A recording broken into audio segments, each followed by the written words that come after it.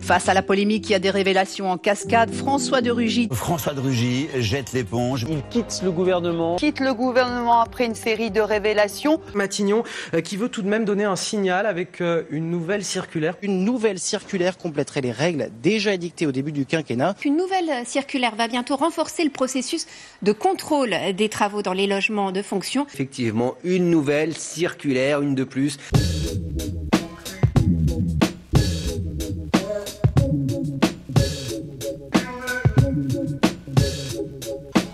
En 2005, il y a déjà eu l'affaire de l'appartement d'Hervé Guémard. Un appartement de 600 mètres carrés loué 14 000 € par l'État. Résultat, il démissionne. Une circulaire réglemente alors l'attribution des logements de fonction. Désormais, ces logements de fonction ne devront pas excéder 80 mètres carrés, plus 20 mètres carrés par enfant à charge. Si les appartements sont plus grands, ce sont les ministres qui paieront et ils ont 2 mois pour se mettre en règle. Voilà pour ce nouveau règlement édicté par le Premier ministre. Démission de 2 membres du gouvernement, 2 secrétaires d'État, Alain Joyandet et Christian Blanc. Les 2 hommes étaient au cœur de polémiques. Polémique née ces derniers mois autour de leur train de vie. Achat de cigares pour le secrétaire d'État au Grand Paris. 12 000 € de cigares payés par le contribuable. Le ministre de la Coopération a été récemment mêlé à 2 polémiques. La première, en mars dernier.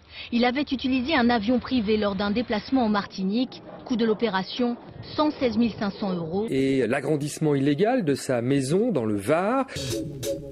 La présidence de la République et Matignon semble décider à imposer de nouvelles règles. La fameuse circulaire sur les règles de conduite à tenir a été publiée. Un ministre aura droit à une berline type C6 Citroën.